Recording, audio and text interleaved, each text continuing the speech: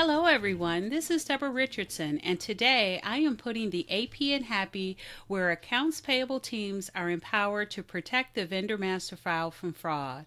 This podcast will give a voice to accounts payable team members by talking about the growing reality of cyber attacks in their world and which vendor setup and vendor management techniques they can apply to protect the vendor master file from fraud. Tuned. In case you didn't know, Friday, March 1st is Employee Appreciation Day. And Employee Appreciation Day is celebrated in the US and Canada, and it is always on the first Friday in March.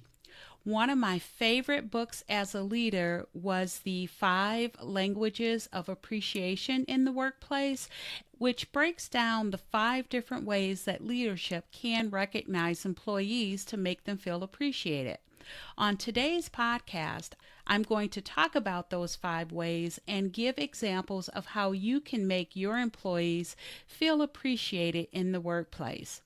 At the end, I will talk about what I did to learn how each of my employees wanted to be appreciated.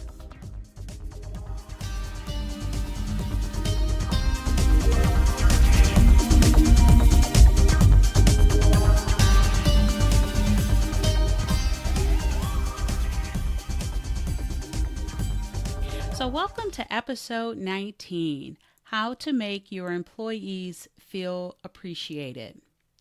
If you are an employee listening, listen all the way through, and the next time you meet with your leader, let them know how you want to feel appreciated. If you are a leader, you want to make sure your employees feel appreciated. Now, I first heard about the 5 Languages of Appreciation in the Workplace by Gary Chapman and Paul White back in 2015. Now, last month they did publish a new book, The 5 Languages of Appreciation in the Workplace, Empowering Organizations by Encouraging People. And I can't wait to read it, and I'll put a link to that new book, actually to both books, in the show notes. But I distinctly remember the first book because it was a Sunday and I thought I'd take a long walk and listen to the audiobook version.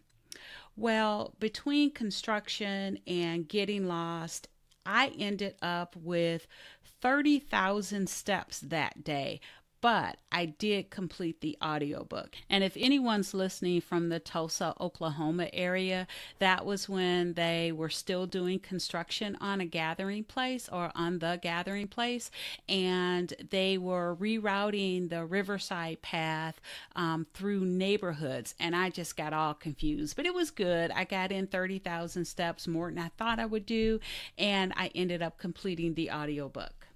And I was so moved by the book and the 5 different languages that the next day I immediately started documenting and then applying what I learned. And I have always tried to be a servant leader where I put the needs of my employees first. I help them develop and perform as highly as possible. So my question was always, what can I do for you to help you do your job better? So now, in addition to how can I help you, I now wanted to know just how each of my employees felt appreciated. And some I knew because I had managed them for some time, but some others I didn't. Before I go into how I found out how my employees wanted to be appreciated, let's talk about the 5 different languages of appreciation. First language of appreciation is words of affirmation. Now, we all know that a leader's words are a powerful means for motivating and showing appreciation for your employees at work. Some examples would be giving praise for accomplishments. And I've even seen, and you've probably seen it too if you've been on LinkedIn, you'll see in the feed that there are posts And the post will include just a very plain picture, maybe even just a color, and it'll have the employee's name on it. And the leadership will say in the post what that employee did and how grateful or appreciative they are of their either performance or efforts. And actually, not only have I seen that from leadership, but I've also seen that from coworkers as well. And it's really good because it lets if you tag the employee, it lets the employee's network know that they have done something that was worthy of praise. And then not only the employee's network, but also the network of the leadership or the coworker that's posting it. The next language of appreciation is quality time. And this is where the employee would prefer to get your focused attention. So you're giving that employee your focused attention with no distractions. You're not taking your laptop. You're putting the phone on silent. And it can be a conversation, a meeting. It could be done over lunch. You can get healthy about it, go on a walk. The important thing is that the employee feels appreciated because they have that quality time, uninterrupted time with you. The third language of appreciation is acts of service. And this is my favorite one for employees, or my favorite way that employees like to feel appreciated, because I always like to ask, what can I do to help? Remember two things. The first is to do it their way. I would have them direct me how they wanted it done, because everyone has their own system of getting the same thing done. And I've made that mistake before when I rolled up my sleeves and I jumped in and I did it my way, and it really did not send a signal of, appreciation for the employee, because it seemed like I just jumped in and did it the way I wanted to have it done versus helping the employee get it done. The second thing you have to remember is whatever you do, finish what you start. Don't jump in to help and then leave a big pile that now the employee has to come behind you and clean that up. So, two things to remember: do it their way, and if you start it, finish it. The next language of appreciation is tangible gifts, and they don't have to be large gifts, but some employees feel appreciated when they receive physical gifts. But again, it doesn't have to be large, it just needs to be personal. So, do they have a favorite candy or go-to snacks during busy times? I gotta tell you, I had a go-to snack from the vending machine that I would always get when I didn't have time for lunch or when I was stressed. So you can guess that this is the favorite way for me to be recognized and for me to feel appreciated. And I can't tell you how many honey buns I get. It wasn't pretty, but it sure made my day at the right time. When I was feeling stressed, it really made my day. Now, food is the most common way, but it doesn't have to be food, and that's understandable because food can be hard sometimes, especially because of different allergies, diets, other things that are out there all times of the year. But no problem. There are other ways that you can have tangible gifts. It can be a time off certificate based on your company policy, but an hour or two time off certificate will go a long way to make an employee feel appreciated. And one other thing too is I have often included thank you cards with a handwritten note. Be sure to include something specific surrounding what they did.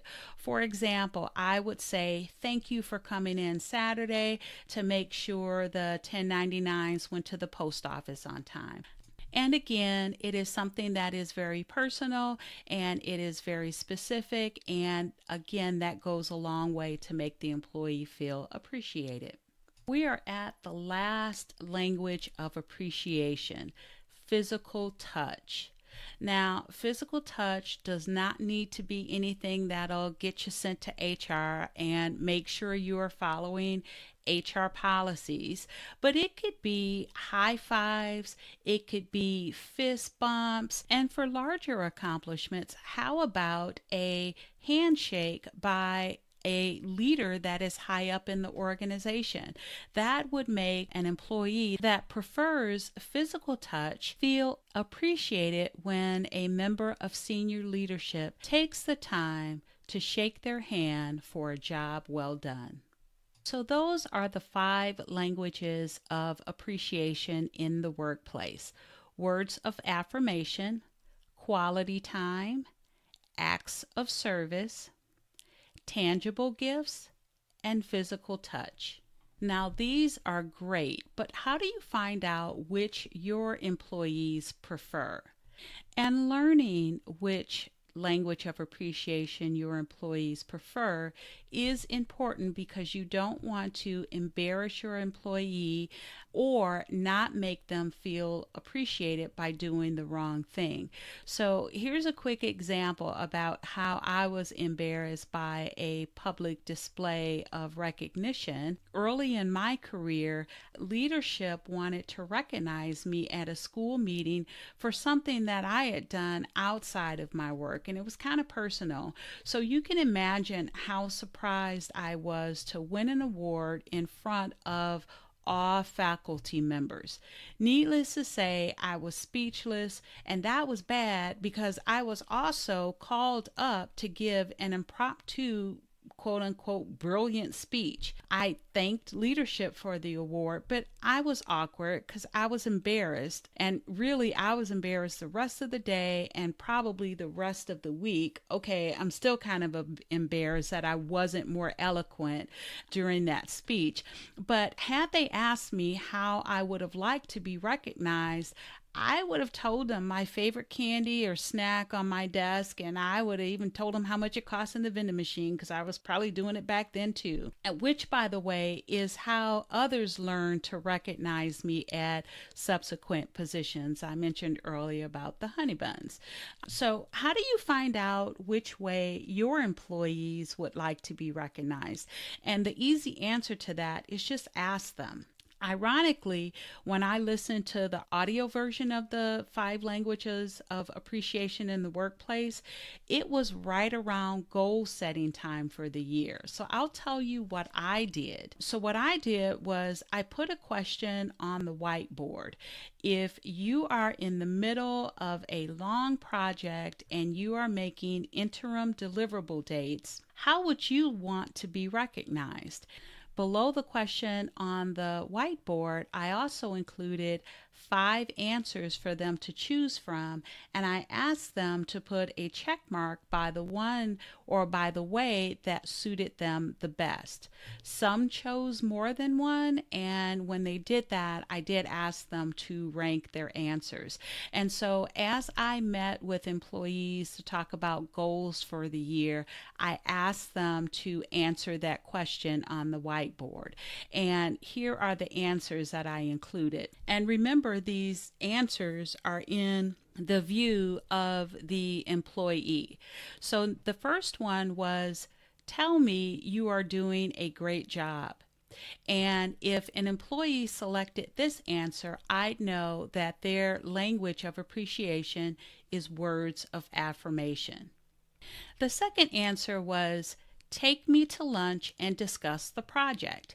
And if an employee selected this answer, I'd know that their language of appreciation was quality time. The third one was, I'd like for you to jump in and help me when needed. And if an employee selected this answer, I know that they prefer acts of service. The next answer was, put my favorite candy or vending machine item on my desk at random times. And if an employee selected this answer, I know that their language of appreciation was tangible gifts. The last one was, I'd like a high five or handshake from you from time to time. Now, if an employee selected this answer, I know that they liked physical touch as their language of appreciation. And so that was my way for determining for each of my employees how they wanted to be appreciated, what was their language of appreciation. But you can do it other ways. I've seen other leaders develop like a questionnaire or ask the employees to tell them what their favorite things are in email. The important point is that you are finding out how your employees want to be appreciated. Okay, so thanks everyone. I hope you enjoyed the 19th episode of Putting the AP in Happy podcast, where accounts payable teams are empowered to protect the vendor master file from fraud. Don't forget to check the show notes for the links to the 5 Languages of Appreciation in the Workplace by Gary Chapman and Paul White, and their follow-up book, The 5 Languages of Appreciation in the Workplace, Empowering Organizations by Encouraging People, that was published this year. Also, it's not too late to pick up a Putting the AP in Happy gift certificate for Employee Appreciation Day on Friday, March 1st. And you can go to DeborahRRichardson.com/shop to get that probably through Friday, March 1st, if you want to print that out and give it to your employees. If you're listening to this podcast after that time, great. You've got time in advance of next year's Employee Appreciation Day, or for those employees whose language of appreciation is tangible gifts, you've got time now to get a mug or a mouse pad that displays the Putting the AP in Happy logo. If you enjoyed this episode, consider subscribing and writing a review of my podcast on the platform that you use to listen. Stay happy.